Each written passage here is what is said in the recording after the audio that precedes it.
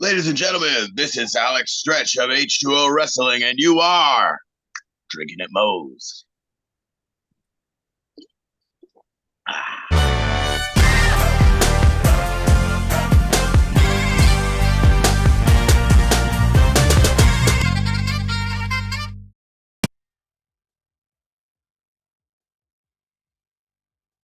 All right, everybody, taking time out before we get this show started.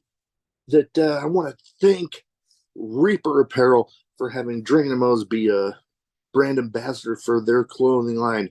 They got good stuff. They got t-shirts, they got hoodies, they got beanies, they got lots of great stuff, encouraging everybody to break out of their comfort zone, live their best self, and hey, it's something I try to live every day. Now, be sure when you go and you're filling out your order, use the code Drinkin' at Moe's, get 10% off, and the link and the code will both be in the description. Let's fucking go. All right, everybody, welcome Drinkin' at Moe's. Big Mo here. You know the drill by now. YouTube, like, subscribe, share, comment, all the good shit, because that YouTube algorithm is a pain in the ass. We are most places you can find your audio podcast too. This is going to be the finale content of WrestleMania week. I'm excited, ending on a big note with my guest today, Alex Stretch of H2O. How you doing? I'm doing all right. How are you? I can't complain. I'm doing pretty good myself. I had a pretty epic time at Revolver this last Saturday, so that was fun. Got to see, I mean, you might have seen some of the stuff that happened there, but man, that show was nuts. Nice. Bully Ray making a surprise appearance and putting Matt Cardona through a flaming table. Always nice to see. Luckily, after I had already gotten my Matt Cardona figure signed by him. Yeah. I'll go into all that a little later, but yeah, I've been doing pretty good. I can't complain. Good is good.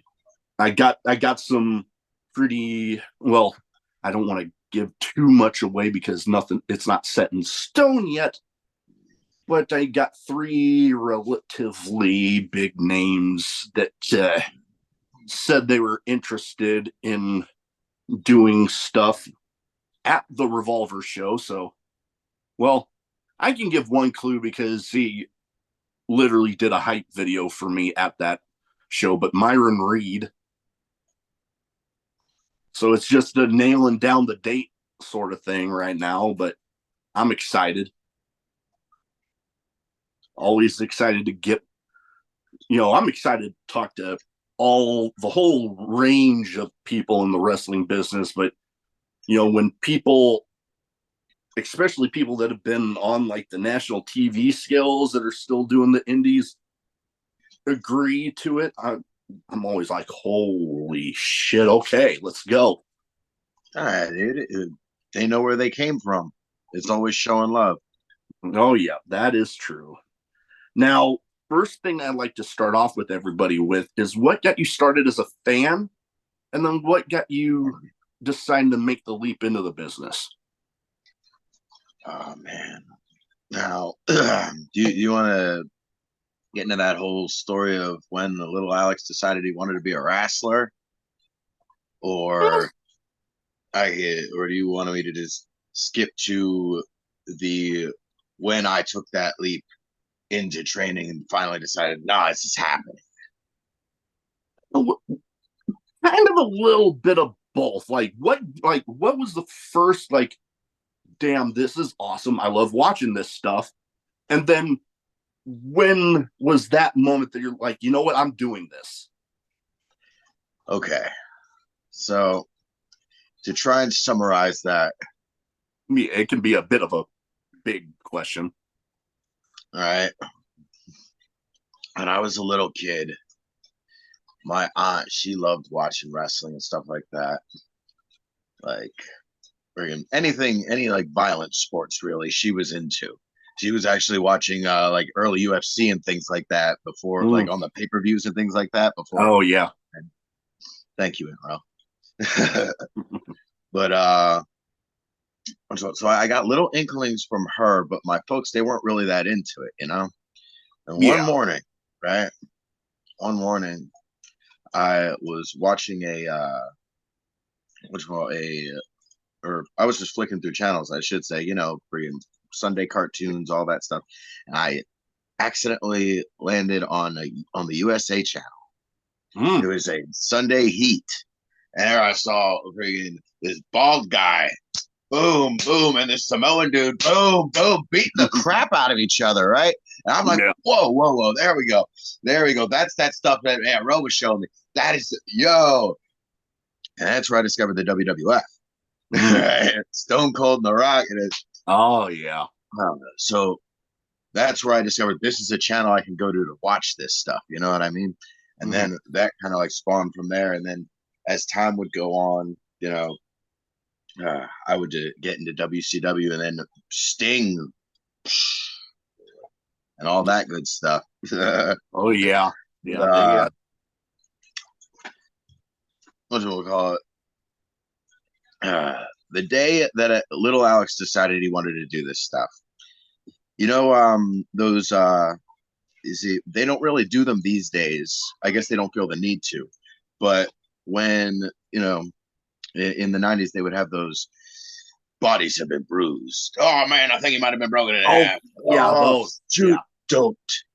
Yes, this is entertainment, but don't try this at home.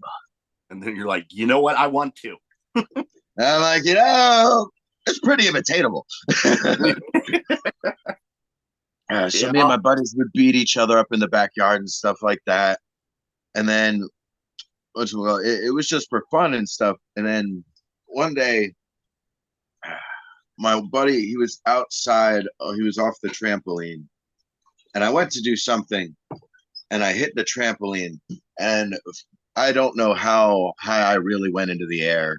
All right, but to little Alex, I went like friggin' 10, 15 feet high, and I friggin' did a front flip. I landed on my feet. Me and my buddy, we just look at each other like, oh, and I'm like, I want to do that. I want to be able to do that all the time. You know what I mean? Yeah. Uh, and then, you know, as I got a little bit older, life, all this, that, Walgreens, Yeah. friggin' the one constant positive thing, whether I was watching or not, but it always come up was wrestling. Mm. Fast forward years and years and years, I'm working at a shop right. My friend, well, someone who I had become friends with, a coworker of mine, Jason Rowland of H2O, Mm. Yeah. he constantly trying to get me to go out to a live show. He's like, "Come on, man! I know you'll really appreciate it all again. Just come out and watch a show with me." And he knew I was really into the hardcore stuff. I was in love with ECW and stuff like that back in the day, CZW. So I finally give in. TOD 17. I'm like, Mm. he's like, come on, man. Like, I'll get the tickets. All you gotta do is get us there. I'm like, all right, bet. I think we either took an Uber or either way, we got there.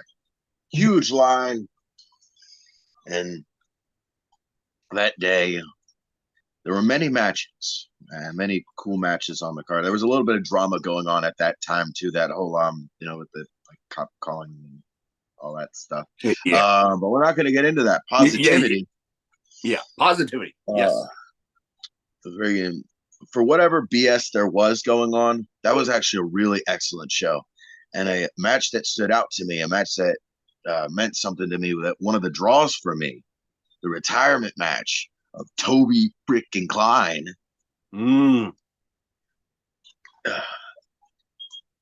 It was him, Matt Tremont, and Jeff Cannonball. Ooh. And just the way, I don't know, it just, the way they brawled it out, the way that match went down, please check it out. Just like, it, there was plenty of crazy, nutty stuff on that card, okay? But Oh what yeah, I they did, remember. it was just that old school, like, brawling classic, like, you know what I mean? Yeah. It just had that feel. No, yeah. Then I'm talking to my buddy, and we had always talked about how I had wanted to do this stuff, and he's pointing out. He points out Matt. He's like, that guy. He's starting a he's going to be starting a promotion. He's starting a school in Williamstown. Hey, that's where I'm from. Like literally, right up the road from the friggin' H2O Wrestling Center. I'm just like, damn. Well, now it's time to put up or shut up, right? Like Yeah. I got no friggin' excuses. And that's the way I looked at it. So Jason, he he able to, you know, catch Yeah. wind through the grapevine that Matt, to celebrate starting up the owning the building and all that stuff, he was throwing, I'm trying to remember the name of the pay-per-view. He was throwing a pay-per-view party, right? Everyone come together, watch the show. It was I believe it was an ECW pay-per-view. That's what's bugging me. But I'm not going to dwell on that. Yeah. uh, I went to this pay-per-view viewing party. Me, Jason. It was us, a bunch of other people, and a bunch of the people who had helped him set up the building. Oh, had a great night. A raffle. I won. I Mm. think it was a DVD I won. I feel bad now. I can't. No, it was a WrestleMania Blu-ray. Mm. I won a raffle for a WrestleMania Blu-ray. It was the one where Undertaker retired Shawn Michaels. Ah, that was a good one. It was a great one. But what you call it? That night, I went up to Mr. Tremont. I looked him in the eye. I'm like, sir, shake his hand. I appreciate what you do. I respect what you do. I love what you do. I really, really, really want to do what you do. And he gets this big old smile on his face. He's like, I'll tell you what, come back in August, do a tryout. Lo and behold, myself and I want to say 4 or 5 other people. If I actually sat here and tried to remember them, I could. But we showed up in the middle of August, in blazing sun down on this hot little warehouse of a building. This was the early days. This was Mm. before we put all this love into the. Uh, it's cool to think about that stuff. I can imagine. But it was myself, Gigi Everson,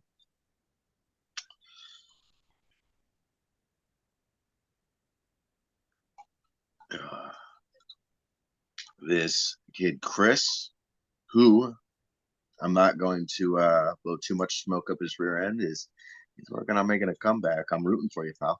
Mm. If he watches this, just know. Uh,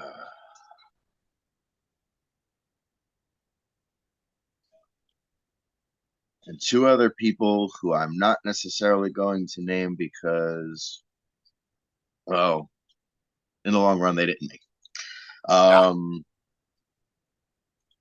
Yeah. The kid Chris was in there for a little while. He fell off. Like I said, he's coming back. He's coming back.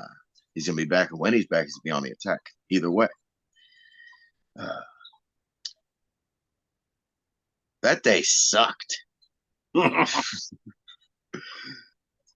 remember, uh, I hundreds of calisthenic exercises, bear crawls and lunges and things I can't even remember the name of, but still hurt my muscles probably to this very day. Uh, but only four of us made it. All right. Two of us who are actively wrestling today, myself and Gigi Everson. Nice. Yeah. And I had kind of a similar start watching wrestling, but it was my now late uncle that actually got me started watching it. And then, oh God, I just remember seeing guys like, I don't know, someone right behind here. I just got these in Legion of Doom and the, Hulk Hogan, Warrior, seeing those guys come out and just the way the crowds reacted to them. I'm like, oh my God, I love this. And then, I got to see my first ever WWE show, and I actually got to recently, well, last summer, got to meet one of the guys that was in that show, Rikishi. He was there as Head Shrinker Fatu, and I actually got a Head Shrinker Fatu figure signed by him right over there. That's dope. And I got to tell him the story of him being in my first ever one. That's why with the wrestling figures, I don't get them already signed. I like that, having that story of having the figure, going up, meeting them, and maybe getting to tell them a short little thing. Because that's the moment. It's what it's all about, man. Yeah. Memories, Oh yeah. And then, I've got to meet some of my favorites along the way. Like, currently, and I'm still looking to get his AEW figure, but Rich Swann, I got one of his right up here when I met him at Revolver. I got to meet Jeff Cobb, Lance Archer there. So, I've got to meet a whole bunch of my favorites. I even actually got to have a mini episode with one of my current favorites, Bronson Reed, which was something else. But then, I don't know. It all started me watching independent wrestling when I got stationed in the Navy. And then, bam, now here I am getting to talk with people from all over independent wrestling. And me being the huge deathmatch fan I am, getting to talk with people from all over death matches. And I was persistent on one because it took me damn near a year to get them, but I finally got it done. And it's still to this day a favorite episode of mine. But like I said, I'll go into him a little later because he's involved in one of my categories that I'd like to end the show with. But the thing going into being a fan of deathmatch wrestling is I've had some interactions with, my wife and my mother-in-law when they happened to walk in as I was watching some death matches, and they'd be like, two of my favorites were, oh, isn't that illegal? And I'm like, no, just sit down. Sit down. You got your iPad. Just sit down. Or with my wife, I think it was one of the Deathmatch Discovery gauntlets from the last set of Uncharted Territories, where there was a whole bunch of carpet strips, and she's just a look of horror on her face when I forget who it was went into the carpet strips. And I was just, people get mixed reactions to those. Oh yeah, no, like hell. I know I have had enough bad experiences having to replace carpet and having to deal with carpet strips. I'm like, no. See, if you know what they are, you know what they can do, and they suck, man. Oh yeah, I'll tell you what. From personal experience, I've had some of those rip me up in I've got some really dope scars from them that glass hasn't been able to achieve. Oh, that is wild. But kind of leads into my next question that I had on my notes here is a lot of people would ask, why death matches? Like, what attracted, being a fan of the hardcore stuff. But, there's kind of almost that line between hardcore matches and death matches. What attracted you to the death match part of it? Well, I guess that would fall into another story of my developmental years. Teenage Alex and my love of a certain music group called the Insane Clown Posse. Ah, yes. All right. So, being a young juggalo, I picked up, and this was for the record, this was obviously post my discovery of ECW and things like that. Yeah. So I knew what hardcore wrestling was. People like Raven, Sabu, Sandman, and them, they were all bunch of names to me. Yeah. That said, this deathmatch stuff that was literally right across the bridge in the same damn place where all the hardcore stuff, where ECW had found its home. All right, so I'm getting a little ahead of myself. I pick up this video game, right? Backyard Wrestling. Ah, yeah, I remember that one. Yeah. Now, in this game, they feature people like Sick Nick Mondo. All right, and what's Zandig. Zandig, yeah. Motherfucking New Jack. I got a story about him later with a former guest of mine. Okay.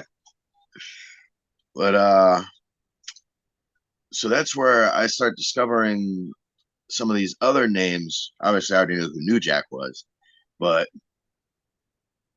then I'm watching like videos and things like that. Like they had like music videos and stuff like that, and they're showing a lot of action from CZW and stuff like that. I had only just, you see, kids are spoiled these days. All right, yeah. Everyone has the internet on their phone. All right, they have access to all of this stuff. My family had only just gained access to a computer and the dial up. Oh man, you know what I'm talking about. Yeah. All right. So of course, Teenage Alex immediately on the internet, CZW. Oh shit! What? And that's where I start going down that rabbit hole. All right. And I'm looking at XPW. I'm like, oh wow, okay, man. And then I'm like seeing where like some of my like old ECW heroes went and stuff like that. I'm like, all right. And that's where I start following, the Indian deathmatch scene. Man, like young Danny Havoc, Lufisto. Oh man. These people were legends to me, and like they hadn't even like. Oh yeah. And I don't know, something about that level of violence always appealed to me. That brutality, I love that shit. No, yeah. So I don't know. It was very easy for me to decide that style of wrestling was what I wanted to do. Getting way ahead of myself. When young Alex, one late night flipping through the channels, I discovered a personal hero of mine. This was around like 2, 3 o'clock in the morning. All right. And I see this like dirty bingo hall looking place on the TV. All right, and I'm hearing Sabu, Sabu, Sabu, and this crazy freaking Arabian guy jumps freaking up onto the freaking rope, and then jumps out and knocks this freaking guy over the guardrail into the freaking crowd. They're just brawling on top of everyone, and I thought it was the coolest shit ever. And I was like, that I want to fight like that guy. Yeah. Oh man, Sabu was definitely one of those that definitely that eye-catching, like you see him and you're like, I don't know. It's I don't want to say this in a bad way, but it was like like a train wreck that like you couldn't help but just watch. And Human you're just highlight like, reel. holy crap. And honestly, if you pay attention to my style, it's very easy to see. Like that's pretty much all I do. Am I gonna succeed and kill this mofo, or am I gonna die? Doesn't matter. You're gonna love it. Oh yeah. No, that and you know what? I have now that you mentioned that I have kind of seen those similarities and I'm loving it because I gravitate towards those intense personas that you just watch them and they just draw you in. You're definitely one of those that like you see yourself out there and well, some matches that we'll go into right now. H2O, they've definitely started 2024 off with a bang with matches like the Cage of Hell. Yeah, it literally blew up Mouse. Yeah, like I was watching. Like, okay, I through I'm trying to remember. I think Chris Bradley was actually the first H2O guy that I had on, and then it just snowballed from there. And after a while, I'm like, dang, I got to get my IWTV back. And luckily, it was right before 2024 and everything. So I'm getting to watch all these live, and I'm that Cage of Hell. I'm like, oh ho ho, like I knew I wasn't missing that. Just the name alone, I'm like, I am watching that fucking show. I would say And le sexy brutal. yes, and man, it did not disappoint. Like anybody that will watch this, if you don't have IWTV, get it, go and watch that damn show. You're not going to be disappointed getting IWTV at all, but specifically for that. And then leading up, I've actually been able to be front row for a friend's match of this type, but no rope barbed wire at torn to shreds. You and Anthrax, another former guest of mine, that like I'm like, okay, for those that might not know as and been as invested in the product as I've been, explain to them the whole rivalry that you and Anthrax had, but now you're back together as part of Peace, Love, and Death Match, which I'm loving you guys together as well.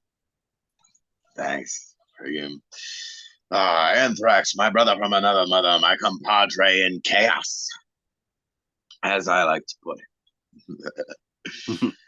it.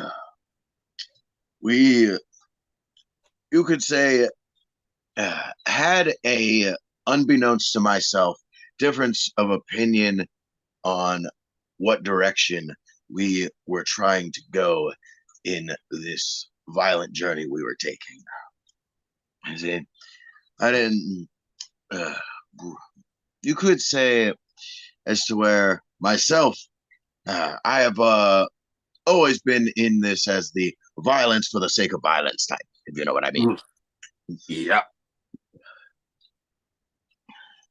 Not taking into account my compatriot was focused on winning gold, on actually taking things somewhere.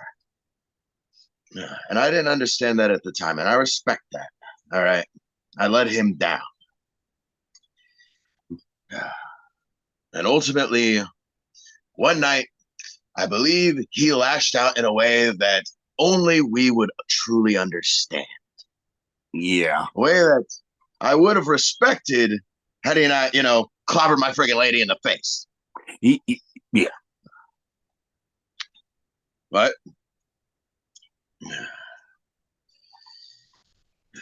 ultimately, I never gave up on it because I knew deep down he had simply lost track, simply lost sight.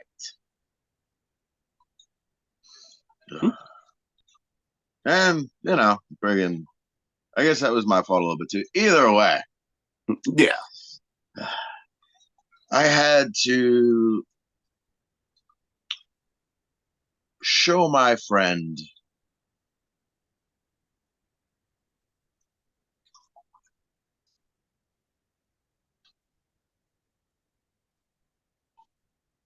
I guess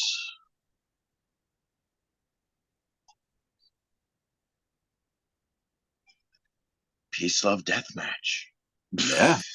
And you know, sometimes family just has to have that butting heads moments, and then they get through it, and then they get back together, and they're good again.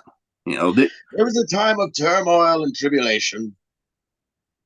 Yeah, no, it happens. I know me and my own family, we haven't always seen eye to eye on a lot of stuff, but when it comes down to it, and we've all had our moments where we needed each other, as boom, we just jumped right at it. So it's family always has those. And speaking of a color, wow, words are hard right now. I don't get it. Anyways, It's there's a okay. The couple. alcohol's got me as well.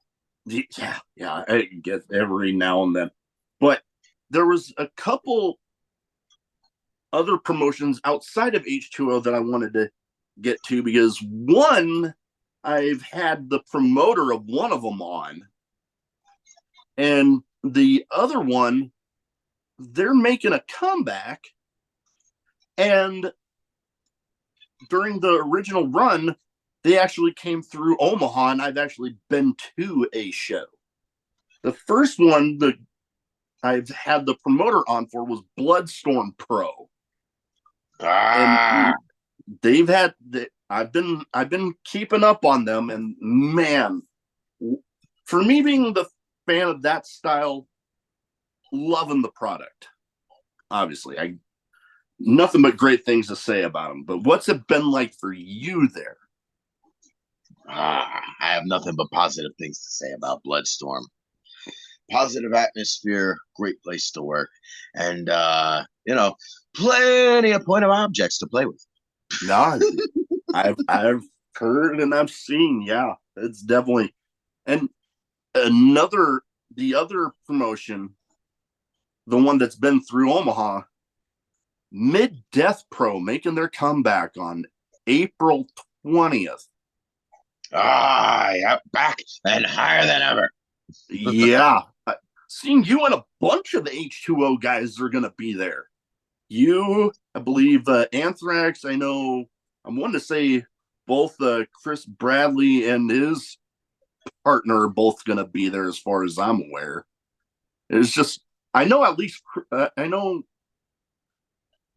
I'm trying to think, and like, correct me if I'm wrong, because I mean, I've talked to so many people that my memory gets a little fuzzy from now and then. But I've got nothing but great things to say about Mid Death Pro. I actually, the time that I went, you spoke of winning a raffle one time. I actually ended up winning a raffle that night for an event used item signed by everybody on the card. And Nice. I didn't realize I won until, I mean, we know the promoter. He walks up and hands me half a door. Signed by everybody. A little, like a big old crack in it where it like didn't completely, that section didn't completely break, and blood on it. The first time my wife saw it, she's like, "Is that blood on there?" And I just laughed and was like, "Yeah." But yeah, I'm glad. That's that theater catch up stuff. Oh yeah, no, and hell, the one of the guys that signed it, he actually, not that long ago, as of recording this, was actually just in the H2O Wrestling Center, Carver. Ah, the Carver of Catarzale, who himself is making a comeback. I was just about to say that. Yeah, everybody for a while there, we were all thinking he was pretty much done and retired. And then I start hearing that Mid Death was making a comeback. And then I'm like, well, does that mean Carver? And then I see him pop up at the H2O Wrestling Center. And I'm like, oh, damn. Okay, this is getting interesting. And I know there's a friend of mine getting ready to try to put together a benefit wrestling show for suicide prevention. And he's talking about different people he's trying to get in. And it's like, well, damn, if, people making a comeback, that'd be pretty sweet. You draw in a bunch of people if you get, like, let's say Carver versus, oh God, I've told him so many of you guys from H2O that I'm like, I could just, like, if you tell me you can get Carver and I just reach out to you or anybody at H2O that I've been in contact with, I'm like, I can get you a match against Carver. And I know there's a lot of you guys up there that would be like, you have my attention. I say, you, what's wrong? Don't have to promise me a good time. Yeah, I know, right? Don't tempt me with a good time. You tell me that, that I'm in contact with him. Hell, he's even trying to get me to jump in and do like color commentary. So I'm like, you get the card shaped together, at least for the most part. You just tell me when. So we'll see. You might just want to show up at that upcoming mid-death show. You never know what could happen. No, hey, if knowing what I do about mid-death, yeah, that is very true. You never know what could happen at one of those shows. Hell, the show that I went to had a spot where they went outside for a little bit, and there's like this little bit of a hill to one side, and they bridged a door on top of these two chairs. Well, one guy threw the guy on top of the door. The other guy went on the little hill that kind of overhanged the door. And then, well, the guy on the door rolls off. The door goes with him. The guy lands gut on the door like that. And I'm just, yeah. Oh, like my midsection hurts just thinking about it. Like I got the footage somewhere on TikTok, YouTube, somewhere of that moment, and it's brutal. So, like I said, you never know at mid-death throw what could happen. All right, so we are on the last before we get to the categories. We're on the heels of another WrestleMania week. WrestleMania. And it's right in your neck of the woods, WrestleMania 40. And so much going on. Oh my God. Not only, like I've stated, I have content, some YouTube exclusive, some both audio and YouTube every single day, much like H2O has something every day of Mania week. And it sometimes multiple. I know, what was it, Intergender Bonanza, I'm hearing their show that week is at the H2O Wrestling Center. Correct me if I'm wrong. So that one's shaping up to be big. I'm excited to talk to them about that one. It's always cool to host a Bonanza. Like I was saying earlier, love Stan, love his show. Oh, yeah. I've been in one Bonanza. They inadvertently, someone had dropped out during a Rumble, and I last minute.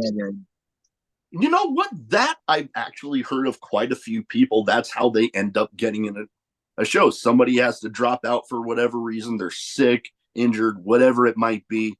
And then somebody that wasn't originally booked is there at the show. They have their gear, and then boom, they're in. Hey, you never know when an opportunity will present itself, so it's always good to have at least a pair of knee pads on hand. Mm, I did not. And oh yeah, that can be brutal.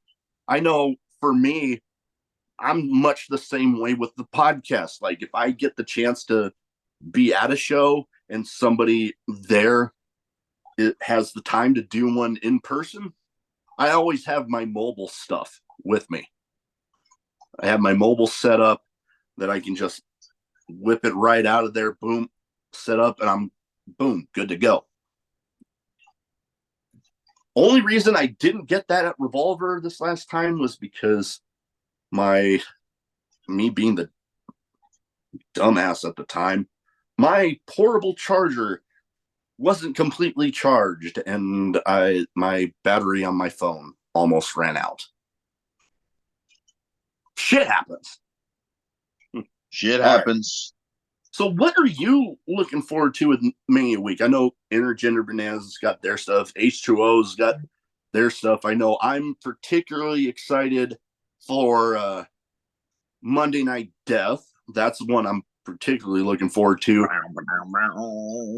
And also, this will be my first time actually getting to watch the Hustle Cup as it's happening. I promise you this. If you want to talk about something I'm excited for, the Hustle Cup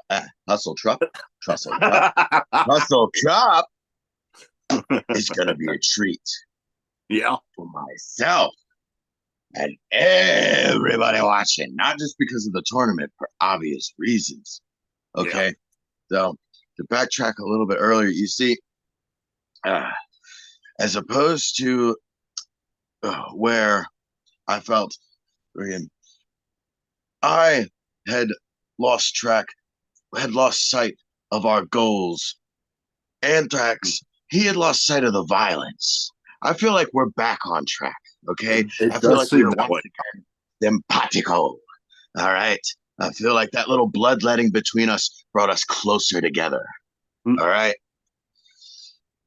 And now, all right, with two of, in my opinion, not just Australia's, all right, but the mother frickin' world's finest in Joel Bateman. Mm-hmm. All right. And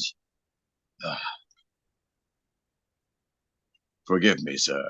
I forgot your name. I only remember your shoot.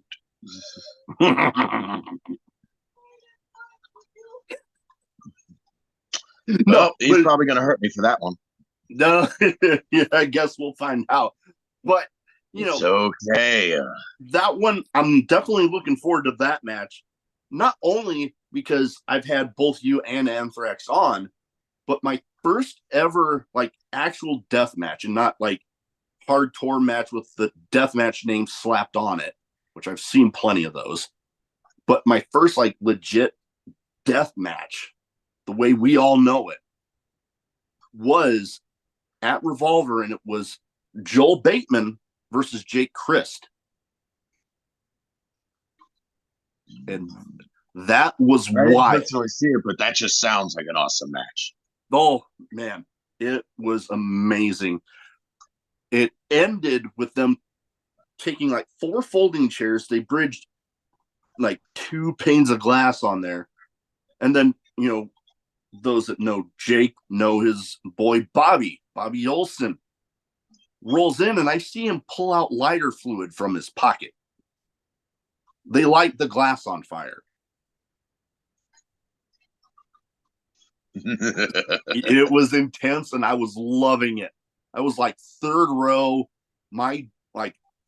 on my feet, jaw on the floor, just holy fuck. And now that was the first of now 2 times that I've seen fire at a Revolver show. So that was pretty amazing. So getting to see you guys that I've been able to talk to go up against a guy that after that match, it's up on my Facebook. I have a picture of me with Joel Bateman, his face still all bloodied up from the match. So getting to see y'all have a match together, I'm excited. I can't wait for Mania week. All right. So now I am likewise quite stoked for the Mania week. Oh yeah. Now I have my two categories. The first one's a bit of a name game where I name off some people and you give me your quick thoughts on them. These guys, we talked a lot about death matches. These guys all pretty big in the death match scene. And you know what? They also have another thing in common. They've all been past guests of the show. First one, the one that I told you it took me, due to different circumstances, took me about a year to get it done, but I finally did. And you know what? I actually have something that he sent me as, a little thing for my collection. John Wayne Murdoch. Ah, that's dope. I love the double-sided of it, one all bloodied up and one all regular. I display the bloody part because I like that part better. Now there's something I'm looking forward to. But yeah, what are some quick thoughts on each of these people that I'm going to name? First one, John Wayne Murdoch. John Wayne Murdoch, one day, someday, and even today, people will call that guy a legend. Oh yeah, no, I would definitely consider him right up there because, even just for the schedule alone that guy keeps, he's a goddamn machine. He's everywhere all the time. He's just one busy as hell dude. If you want to talk about a dude who has been in pretty much any and every other deathmatch promotion in America and pretty sure several overseas, right, around the world, that guy, a dude who's traveled and done most of the all, as we call it, and he's still got a lot more in him. He's nowhere near done. That is for sure.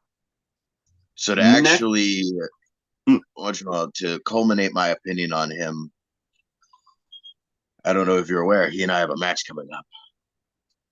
And I don't know if I'd heard yet about that one. But I was hoping that I'd someday soon get to see that with the way we've been talking. So now that I know that, I'm like, oh my God, I have to watch that. Wow.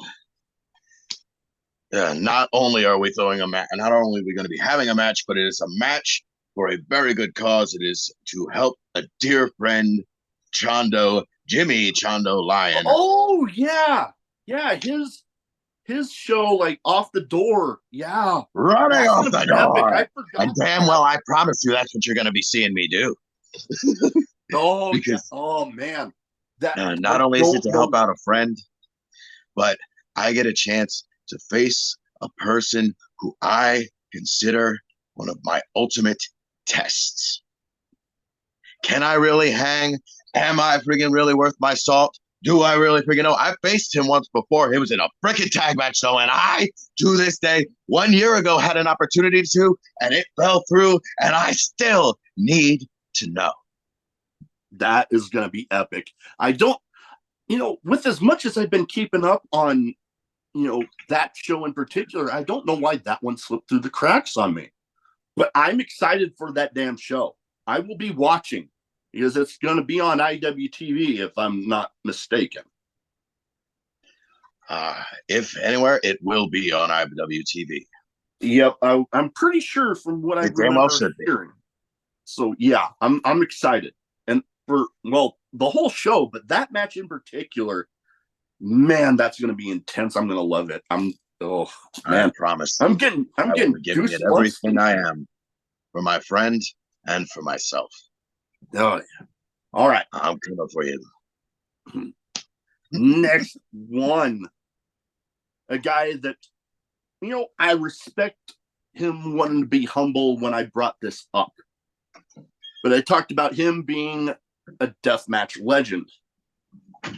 And he tried to be humble and, kind of downplay it. But I told him, when a lot of people think of their all-time deathmatch Mount Rushmore, that man is on it. So I said, you know what? I respect it, but you're a legend. And I'm talking about Madman Pondo.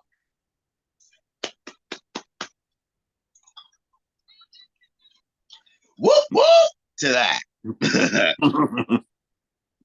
Oh yeah, I love getting to have him on. His intro part for me was I got a kick out of it because it's like, you know what, I always say I leave it up to the guests if they want to do extra for it, and man, he did not let me down.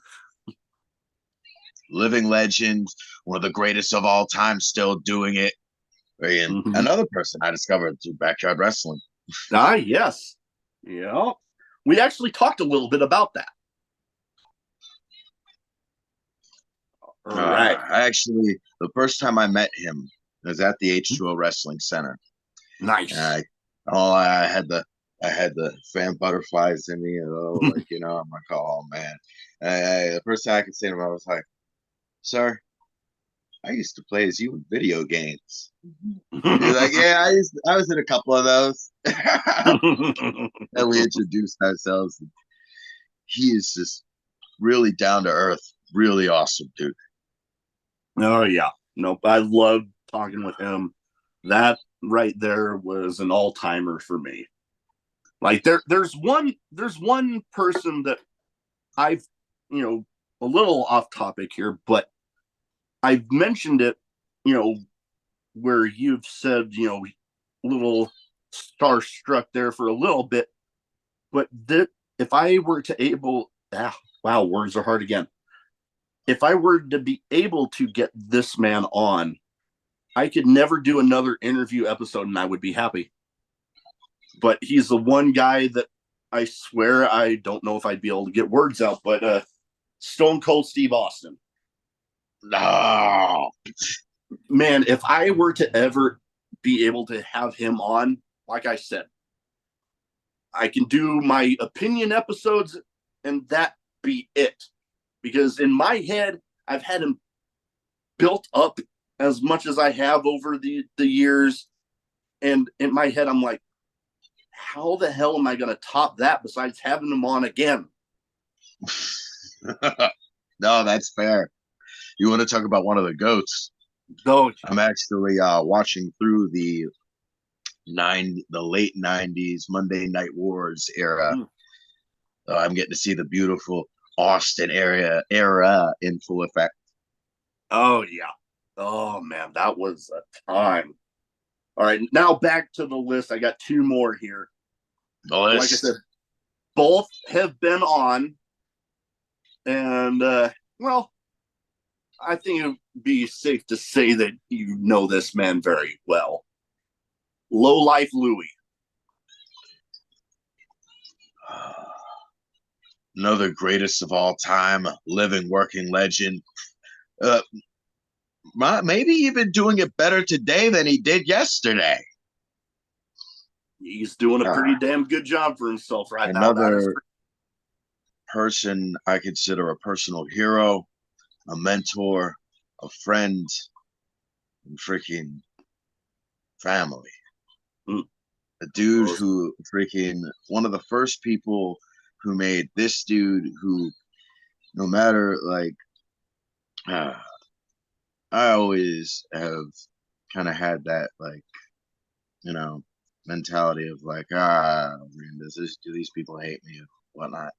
Like, I don't know. I've always been that kind of person, and like I never put too much stock into where people are coming from. But Louis, he immediately like he understood. He made me feel at home. He made me feel that love. He freaking made me feel part of the family. He believed in me from day one, and that always meant the world to me. Definitely, I can understand. He is a dude I would bleed with. I would bleed for any day of the week.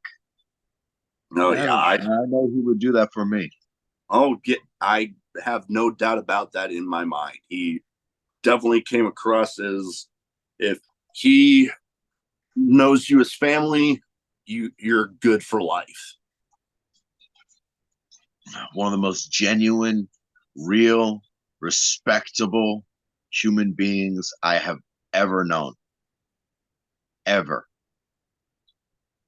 Nothing but love to him and his family. They Oh, are my family. most definitely. I send that love right back to them as well.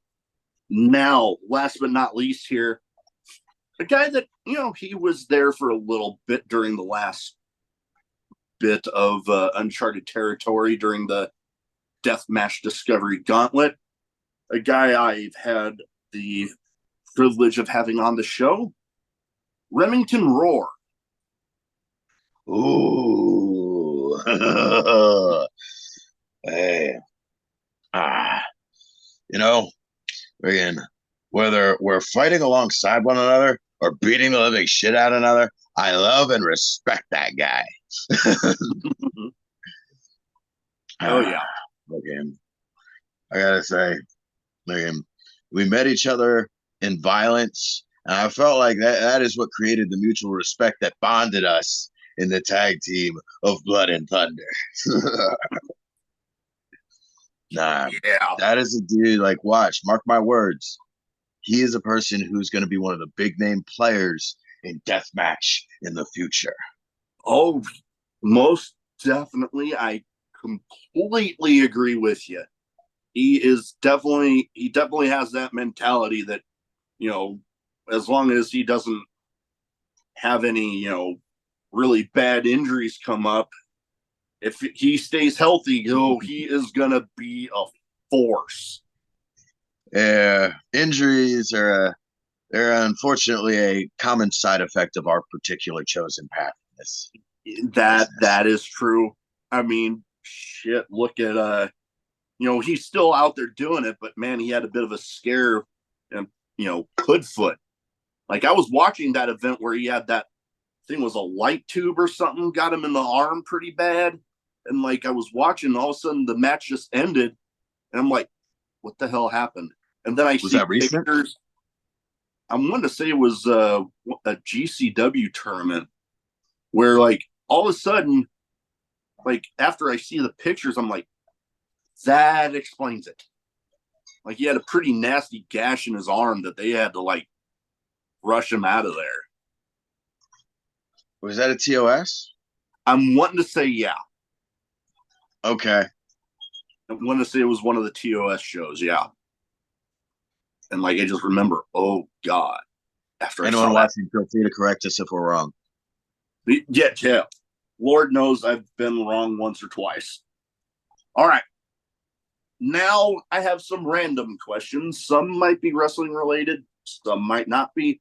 Some might have absolutely nothing to do with anything we've talked about so far.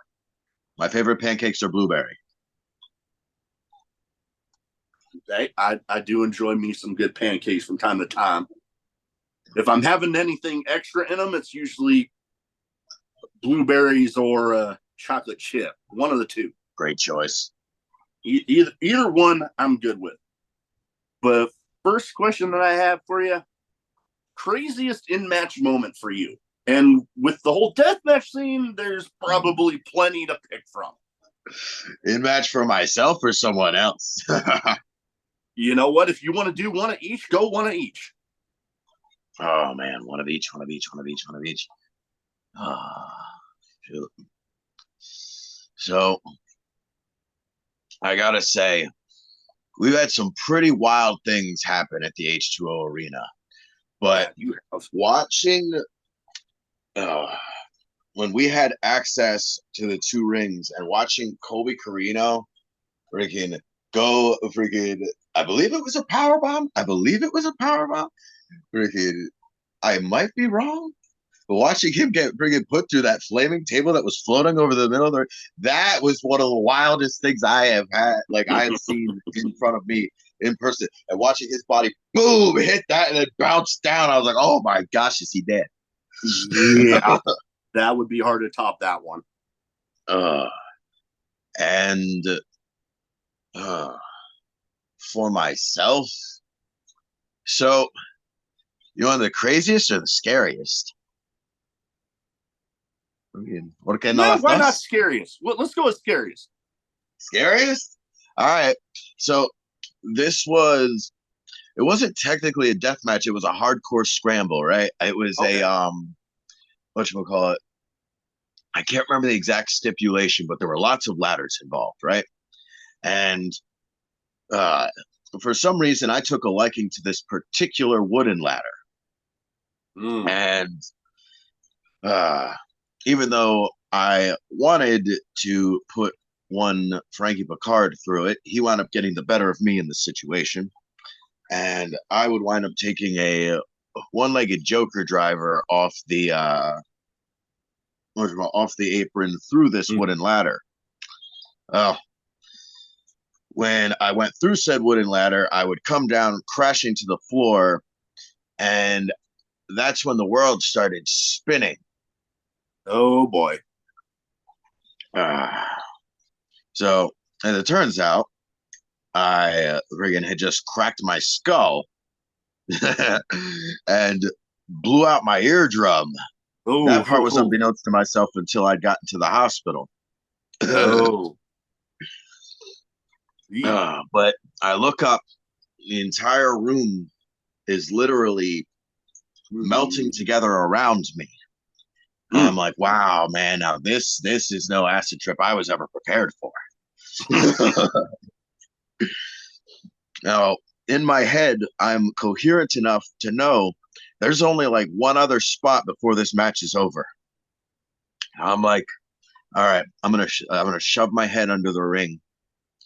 And I'm gonna wait till I hear the bell.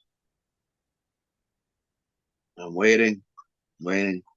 It felt like an eternity, but I hear the ding ding ding.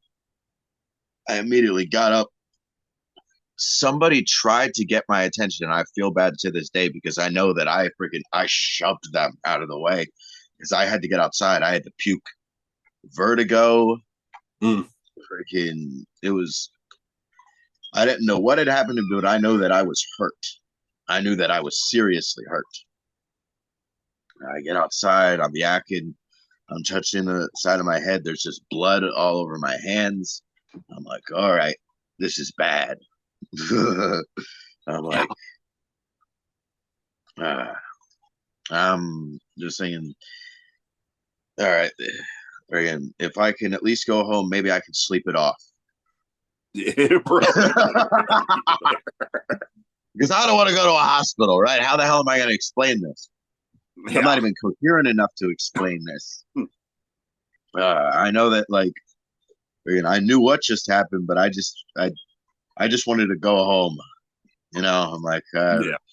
so it actually took a good friend, Devin Moore, freaking eventually yelling at me, Stretch, I will fuck you up myself. You need to go to the hospital, dude, please. And I am thankful to him for that to this day because he probably saved my life. I found out I had a brain bleed going on. Freaking all things were really messed up. Like I said, I had blown out an eardrum, which freaking apparently.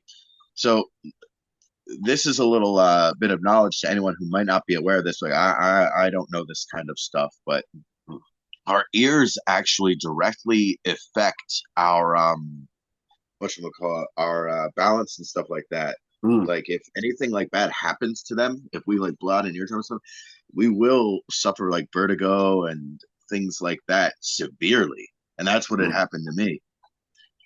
And it was one of the scariest things that ever happened. There was a good 3-4 day period that I was in the hospital that I could not physically I couldn't walk. Like I would attempt to get out of the bed. The nurses had to help me. I had to grab those bar things they Mm. have connected on the walls and try to walk myself down the step to try and like get my brain back in like I guess, in cognition with my body's motor functions. And it Yeah. was scary. I was, for the briefest bit, I was like, what if this is it? Like, what if this is going to be forever? And that was the scariest thing that ever happened. Oh, I can imagine. Yeah. I know. I like keeping that question in this category because I like hearing stories behind the stuff like that. And, I've heard everything from, oh God, people literally shitting themselves in the ring. I've heard Oh, which people, that sucks. yeah, I can imagine. I know that I've joked about a few people if I took certain moves from them that, yeah, no, I might as well have just brought a change of pants with me. Um, Good Lord, I've heard stuff from people almost getting stabbed. Oh, I've, oh, like the by one fans? by fans, yeah. It's I a the work, one brother. the one that I was telling you earlier that I was going to mention during one of these categories, which this was the one involving New Jack. I had another ECW original, Lloyd Anoa'i, on, and he told me about a match with New Jack where they were specifically told to be careful and not destroy parts of the building. Like, the stuff that you normally are able to break and stuff, yeah, go ahead. But then they proceed to both go through a wall. And Paul Heyman proceeds after the match to scream his head off at them.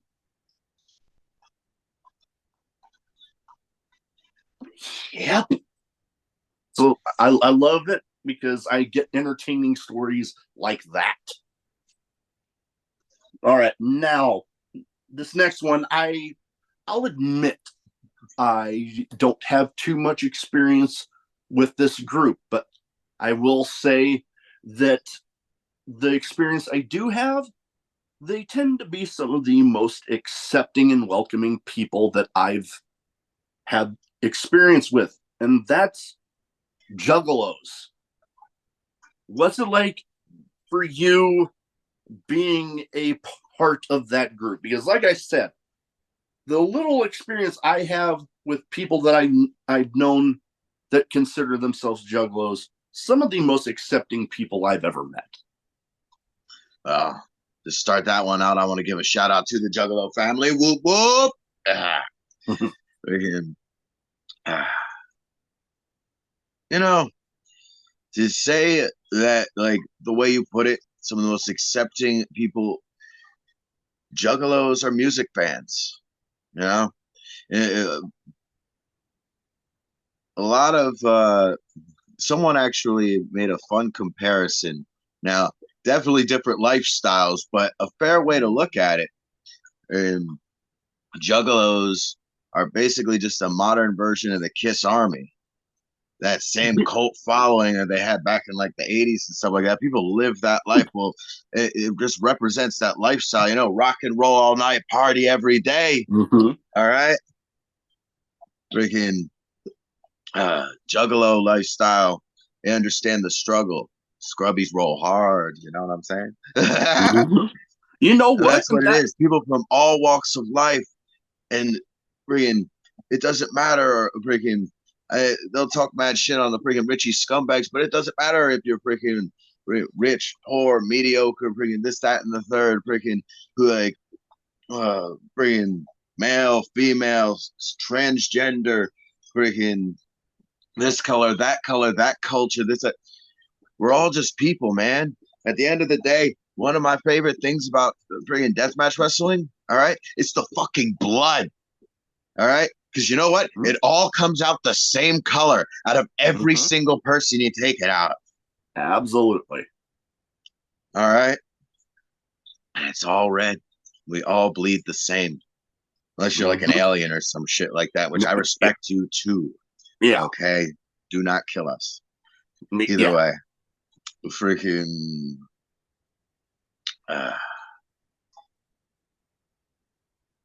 that freaking that family aspect was definitely one of the bigger draws to a kid like myself. I was adopted. Growing up, I didn't really have like, first of all, I didn't know who my family was and stuff like that. And freaking hell, I was not a very popular kid. And then Growing up, I seeing wasn't that either. there were other people who, like, they understood that my family, like, we weren't freaking, uh, we weren't freaking too well off. That's all I'll say there. Yeah. But freaking seeing like other people that like understood that lifestyle, and they all friggin' they felt that same way, and that wicked, beautiful, twisted, violent music that brought us all together. Friggin', I don't know. It resonated with me. Friggin', I went to my first live show.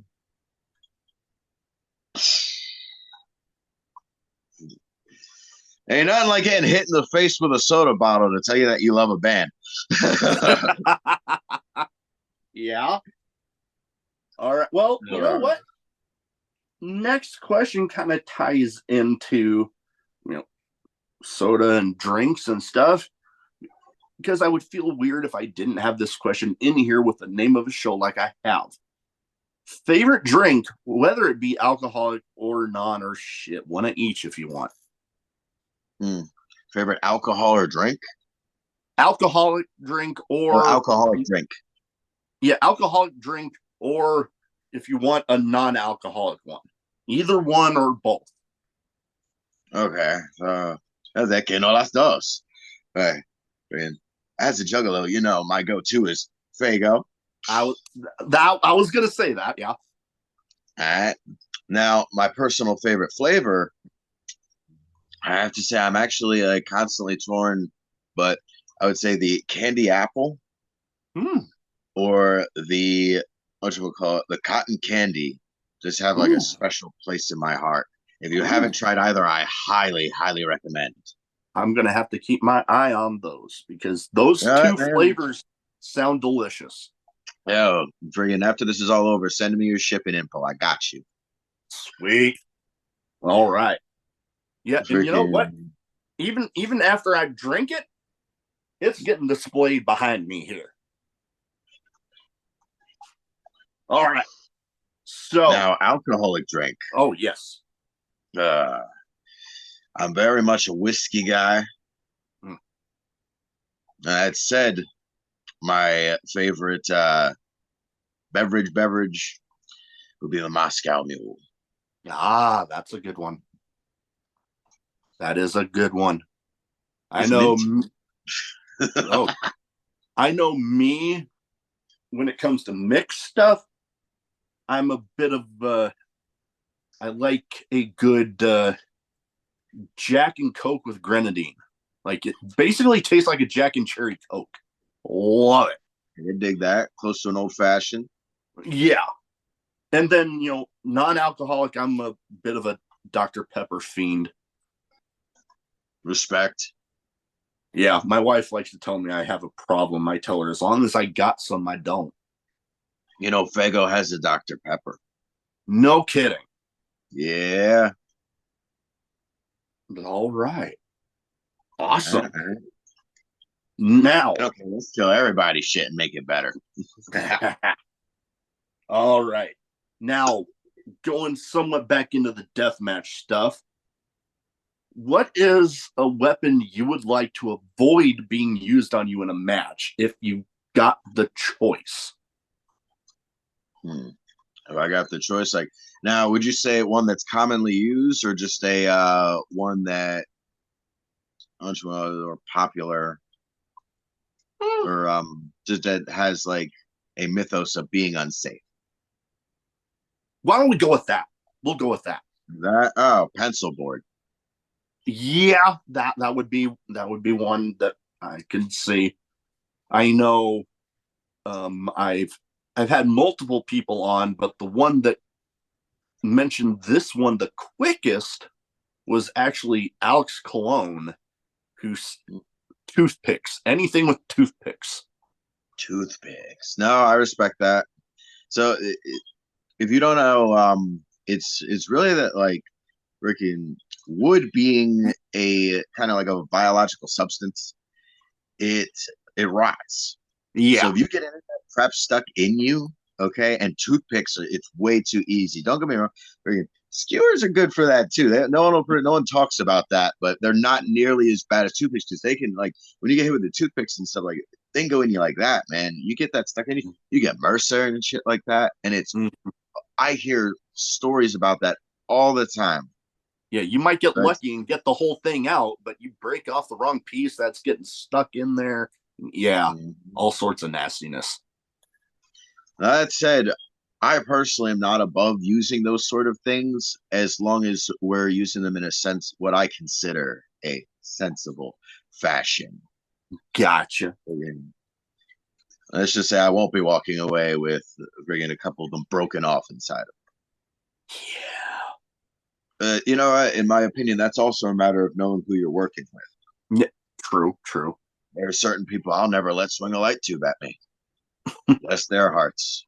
Yeah, no, I can understand that. I know there's all sorts of people around that, you see them perform in a regular match and you're like, what the hell are they doing?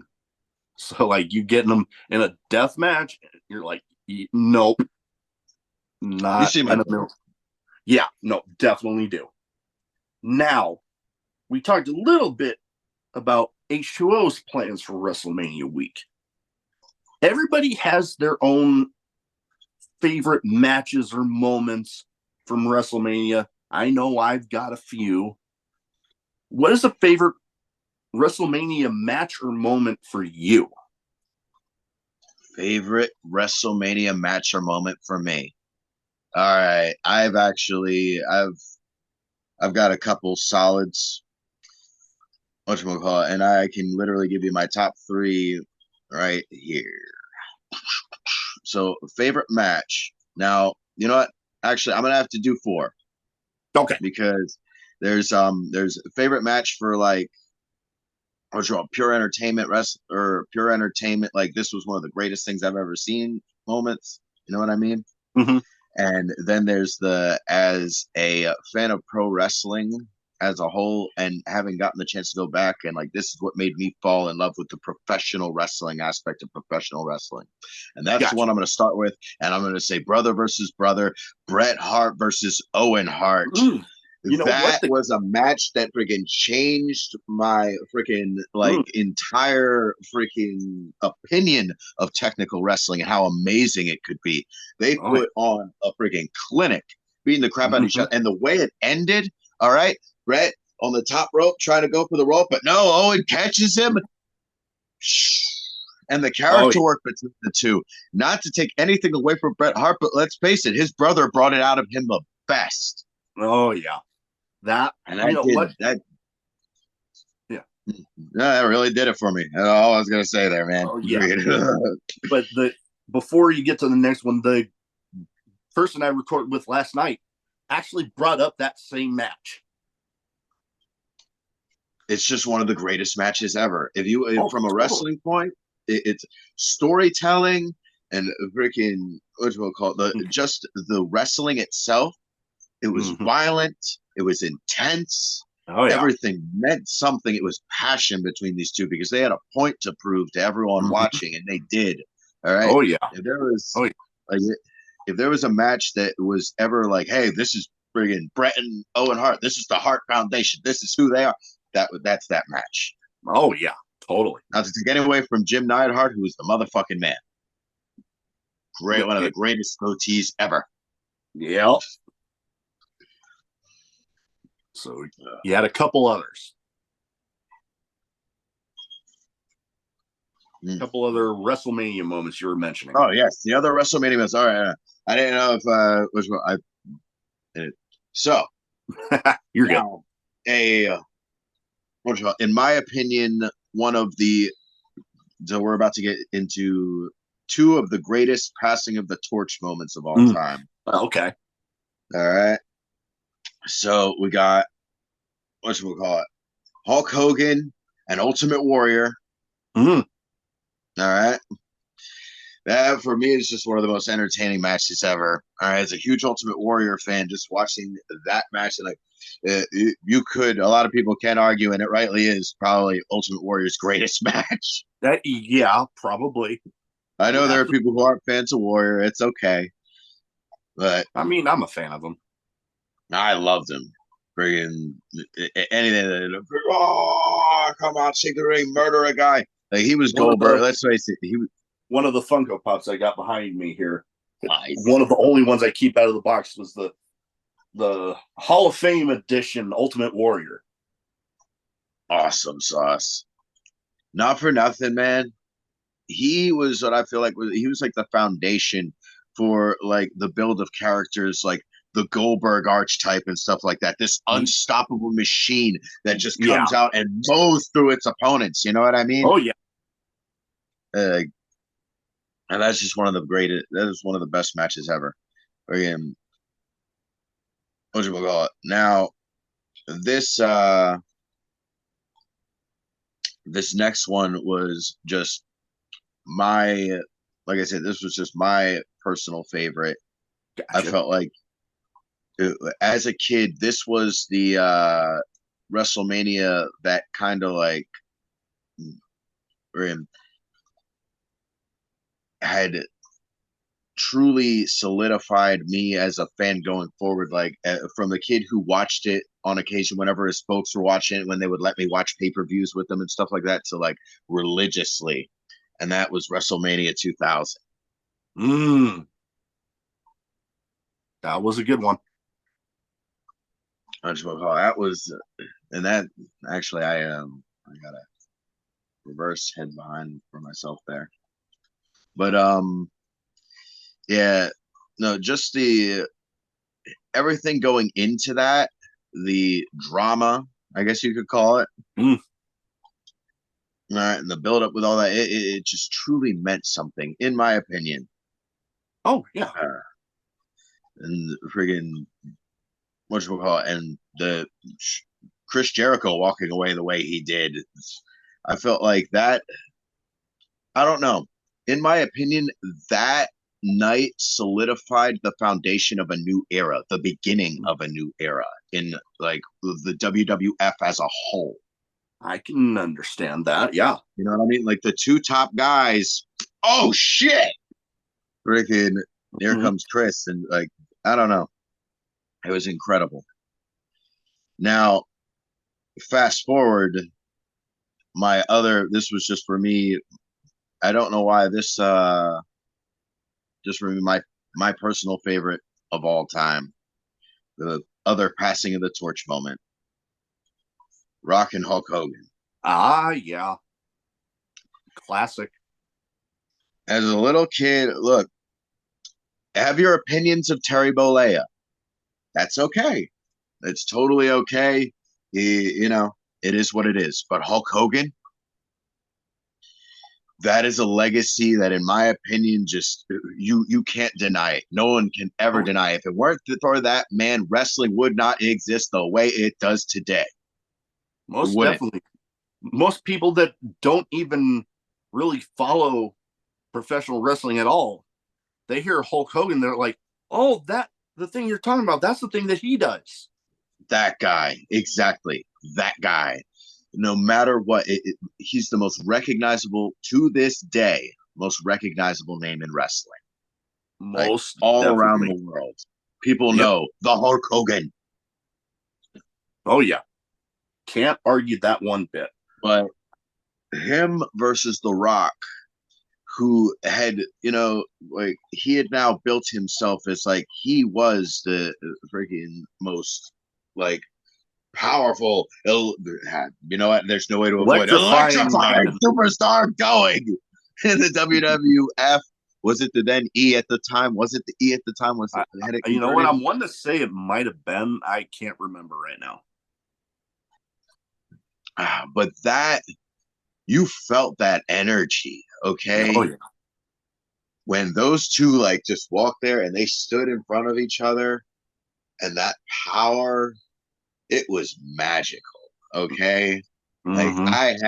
I had goosebumps that I, in my opinion, haven't felt to this day. Like Oh yeah. Nope, I that can for me as a understand. fan was one of the biggest moments of all time. Oh yeah. Hard to argue that one bit. I know one of my, well, a couple of my personal favorites actually involve my all-time favorite, Stone Cold. That uh, submission match he had with Bret Hart. That image that constantly plays of Stone Cold in the sharpshooter, blood dripping down his face as he's screaming. Man, intense. Loved it. One of the And greatest moments of all time. then him winning the WWE title against Shawn Michaels and the match that had the interaction with Mike Tyson there. That was awesome. I still think he's gonna whip uh, Jake Paul's ass, but that's beyond the point. I'll put my money on that. If Yeah. anything he's been saying to like interviews and stuff like that is serious, he's gonna kill that boy. Oh, yeah. No, most definitely. And then, oh God, one. It's sad that things went this way with one of the people involved in the match, but still, the ending and the image of Benoit and Guerrero at the end of WrestleMania 20, I knowing know the what you mean. journey that both of those men had been on up to that point, man, just tugs at your damn heartstrings right there.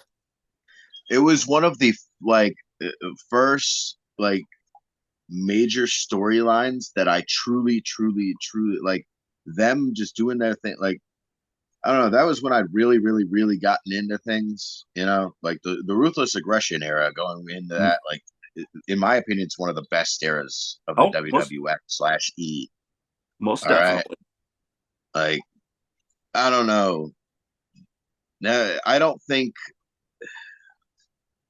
there's a lot of emotion that still happens in the WWE Mm-hmm. today. There's passion, but moments like that, I don't know if that'll ever happen again. Like that was just, Yeah, I don't know. that was something It was special. something special.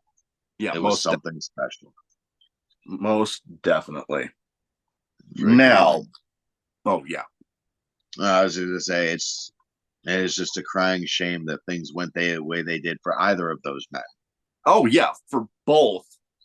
But yeah, like, good lord, Eddie's passing, that one definitely uh, caught me off guard and was definitely an emotional one. And then I still remember the day everything the news started coming out of, before everything was even known, but the whole Benoit situation. I was working at a gas station one night and I'm like, the manager was also a wrestling fan and he was telling me about hearing these things. I'm like, what? You're kidding me, right? No, it's unbelievable. Yeah. Like I remember when that happened, and then you know they did the tribute show. I Yeah. watched that tribute show. I That's like, was watching yeah, at that job. right. It's a fever dream in your head now, right? It's like, did that ever happen? It definitely happened. It Yeah. definitely happened.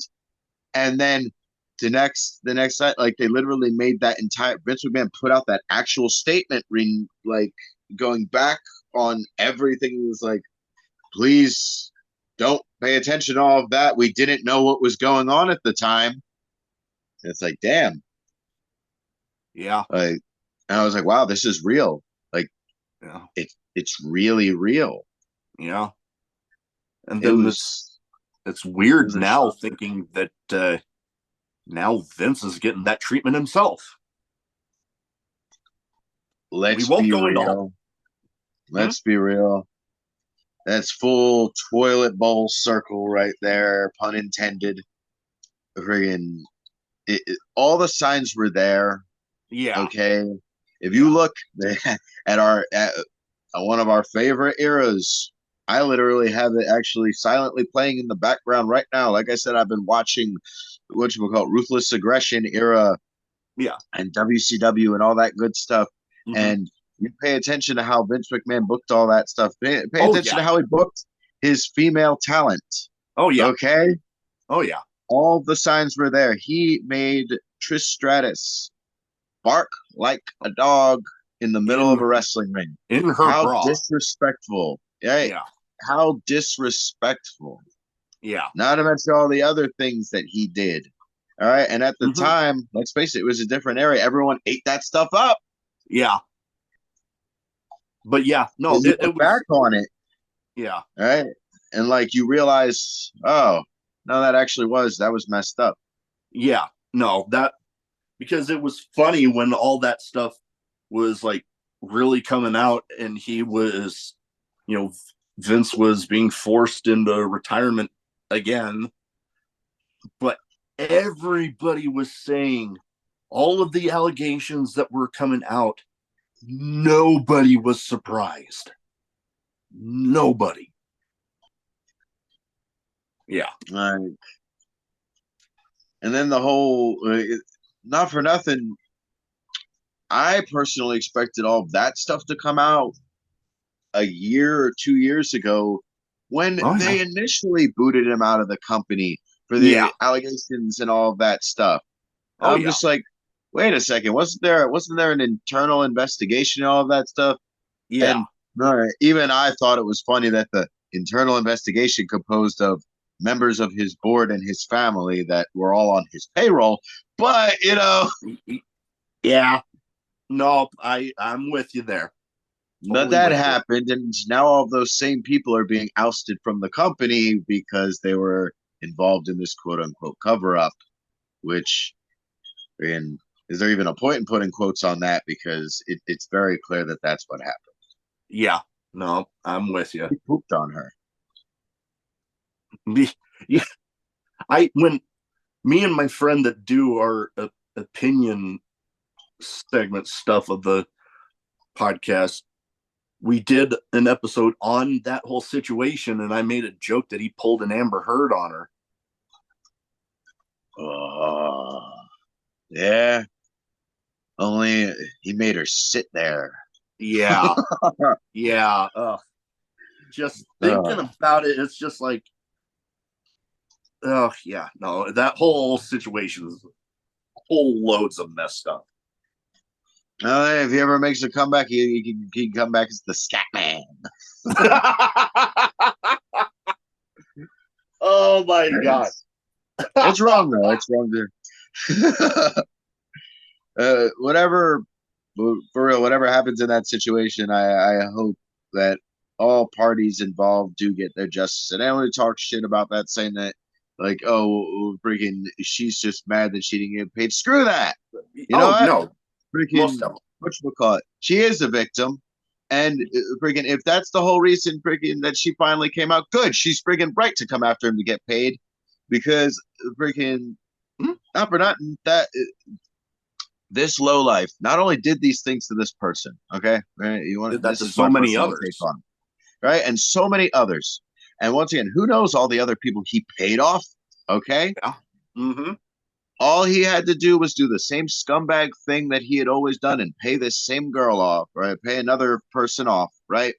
And once again, his ego boosted to another level. Thought, nah, I don't even have to do that. I'm above that. Freaking eat my scat. Yeah.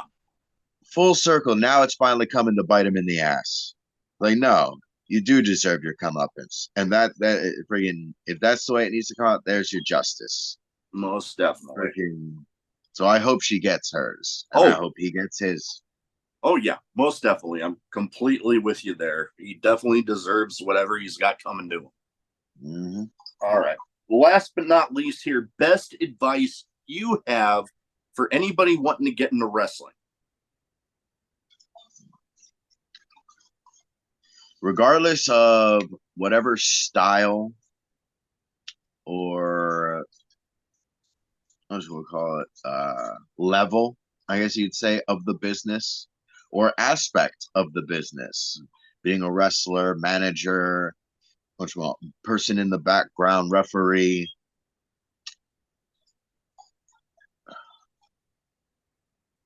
Listen, mm, and not just in the. I'll elaborate on that. Ask more importantly than this. Listen, I'll put it this in a better way. Ask questions. That gives you the opportunity to listen. Ask No, questions. Never stop asking questions. it's It doesn't never matter. evolving.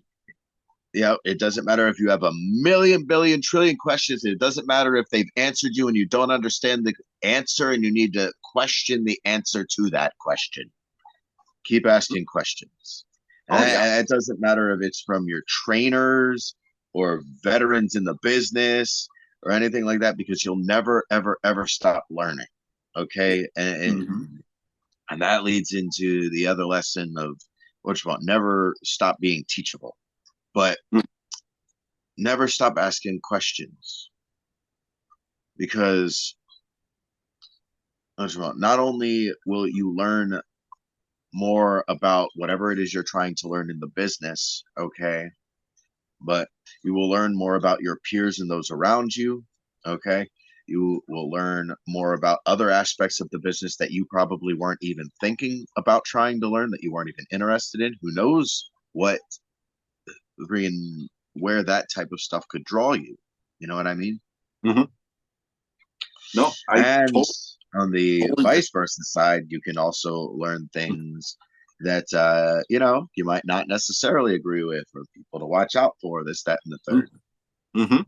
It's all important, Oh yeah. especially when you're picking a school. Ah yes. People, it's That good to is. ask around, ask Oh, questions. Don't most. don't just go to the first place that don't just go to the first place that you hear about, regardless of who you know has come out of that place. Yeah. Okay. Ask questions about that school. Ask questions from people that who have either like worked with people from that school or they themselves have come from Oh yeah. it. And that's also important too. Get trained. Yeah. No, it definitely, because it's not like, oh God, I remember back growing up when it, like, I'd hear about wrestling schools, but then they'd be like on the other side of the country from me. When now they're like, we talked a little bit about people these days being lucky. Like, good Lord, it seems like no matter what part of the country you're in, there is a reputable school in your geographic area. There's a ton in the Midwest. West Coast is flooded with them. East Coast has got a ton. Down in Oh yeah. Texas has got a ton. It's like no matter where you live, you can get trained by reputable people. Yeah. And that's a fact. And that's honestly part of the reason that most of the people who are trying to get into the game, especially the deathmatch game, I'm talking to a lot of people right now. All right. You can take this personally if you want, but not for nothing. All right. Pro wrestling and deathmatch wrestling are two entirely different, like, beasts, sides of the same coin. All right. Mm-hmm. And the way that like we do things and stuff like that, and people who do the pro stuff, like I know a lot of them might look down on the hardcore stuff. It's like, oh, they're just friggin' Haggislap beating each other up and stuff like that. You know what I mean? And you know what? That may have been what it was in the earlier days, but what deathmatch wrestling has evolved into, like at least the professional form of it, it's become an art just as much as normal wrestling. Like the amount of like effort that goes into this stuff is just as, if not a lot more than what goes into normal matches, because at this point you're putting a different level, in my opinion, of trust in this person who you are bringing trust into, you know, thrash these bringing light bulbs over your head, or bringing throw you into a bundle of barbed wire with a pile driver or something like that. Yeah. It's a different degree of violence. And a lot of people think, oh man, friggin' I could do it in the backyard. I could just hop in there and do it in a wrestling ring. And there's no reason not to seek out a school and learn how to friggin' be safe. You know what I Yeah. mean? It Mm-hmm. doesn't matter what you're trying to do. But I hear about a lot of people who just, they'll be like, oh man, friggin' I can bleed a lot. Actually, I heard those words once before. I can imagine. is and it's words where I quote, I can't wrestle for shit, but I can bleed a lot. Ay, ay, ay. Deathmatch wrestling. And that you see, and that's why it hurts to hear. And I'm not trying to in any way, shape, or form bash anyone who does backyard or stuff like that, because that's where I started doing stuff. That's where I gained my experience of beating myself up and my friends, and like I had a bit of a head start coming into all of this because I had, like I said, it's what's wrong? That stuff's imitatable. I got really good at imitating it at a young age. And I tell you, my friend and I, we were giving each other acid ranas off the porch and stuff. Like it was very reckless. We probably should be dead. But No. freaking yeah. I after getting trained and getting hurt, the person who hurt me, I know I said his name earlier, and I what's wrong? Know that I don't I don't hold any ill will towards him. And things happen, but the reality of the situation, and this just is what it is. Mm-hmm. He was my veteran, and he knew better, or at least he should have known better, because I'm the one who pitched the move, but he agreed to do it. You know, so putting each other's safety first is a big thing in what we do in this. Oh yeah, most definitely. And yeah, freaking a lot of people, they just think it's fun to recklessly, well, not to beat a dead horse, but swing a light bulb at your head. Yeah. And they don't understand the risks that go into it until, they come out and they have sliced up an artery and they're going to the hospital. Yeah. Yeah. And so that gave me a different respect for the training and the safety and the professional part of professional wrestling. No, it's definitely important because whether you're in death match or you're in lucha libre or strong style Japanese stuff, you always got to know how to be safe in there, because especially with death match, you got all those elements in there that any other form of wrestling, just like it, something can go wrong. And in death match, something could really go wrong if you aren't safe in there about it. And I can't speak for everyone in this game, but the reality is, if I can keep going, I will go. All right, not for nothing. Like, I can only hope. This is one aspiration that I have in this business. Okay, I can only hope to one day be talked about in the same light of names such as the McFoleys getting their freaking ear ripped off in the middle of a match and just continuing to go, all right, or the Takedas, all right, having my freaking part of my man boob ripped out and falling out of him in the middle of the match. That's one of the sickest things I ever seen, and he just keeps going to the end. Those are people who I look up to, that I took inspiration from, that I friggin', you know, talking about friggin' hell, Sabu, friggin' him and friggin' what's we call Terry Funk this, and what just he had to go to, exactly, yeah, legendary moments. oh yeah, These are the people who friggin' like I would, in my eyes, I would be letting them down if I didn't give everything. Totally. That is why when you see an Alex Stretch match, that is what you will see.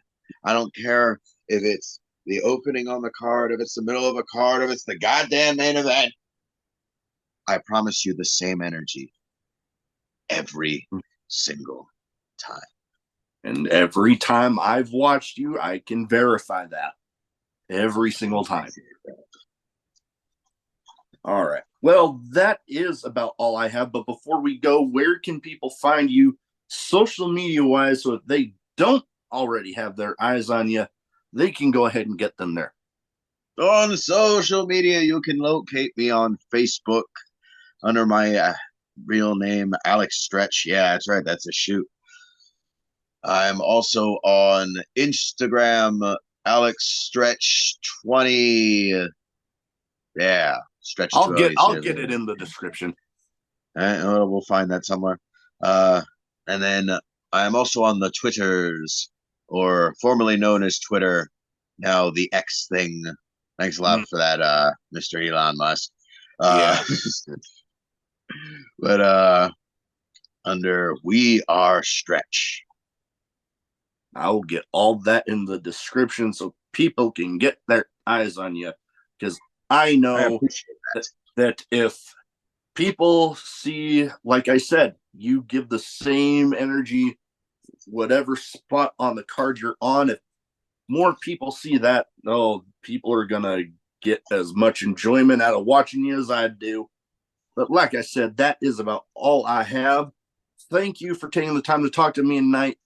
Best of luck out there with everything Mania week and beyond, because H2O's already got stuff planned for after that. And I'm going to enjoy every minute of it. Hey, thank you for having me, brother. And thank you for anyone who listened to my belligerent rambling. I love you all, and I apologize. Have a good one. Hey, not bad for running on 0.